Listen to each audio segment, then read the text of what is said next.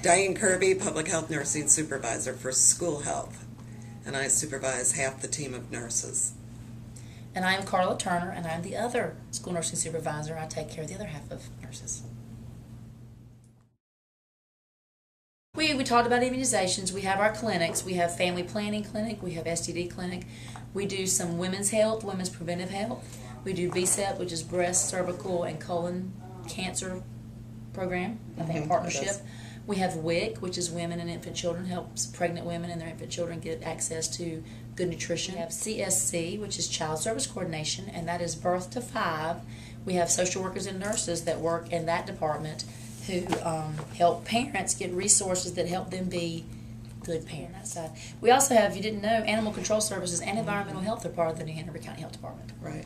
David Rice, our health director, is over all of that. So Communicable disease. Communicable disease, definitely. Our community health. We have and we TB, work a lot with them in the schools. Yeah, TB investigation to follow up. Is any resident in the county or anyone in the county who has tuberculosis, we actively follow them. Some of those nurses go out and actually do what they call direct observed therapy and watch them take their medicine every time they're supposed to take it. We have school mental health as well as school health. Right. So 13 I think. Schools. There are 13 school mental health therapists. And they're all licensed clinical social workers, so they can do counseling as well as social work.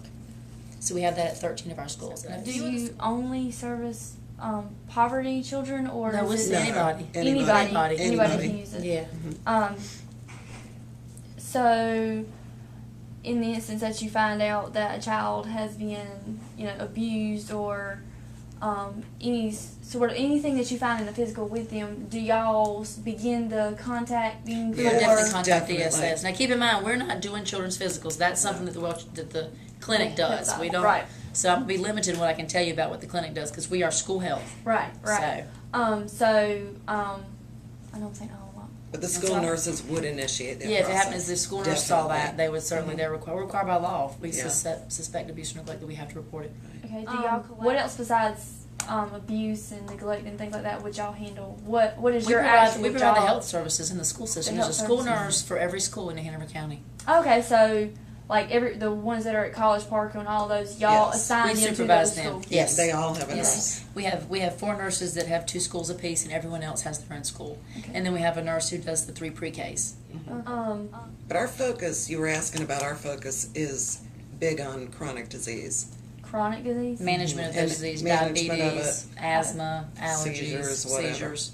And all of those children could be in a regular classroom in New Hanover County schools? Definitely. Okay. So what do? You go in and pull that child out, speak with them, monitor that, or are the teachers responsible for it? Well, there's doctor's orders in place for, say, a diabetic, and the nurse functions off those orders.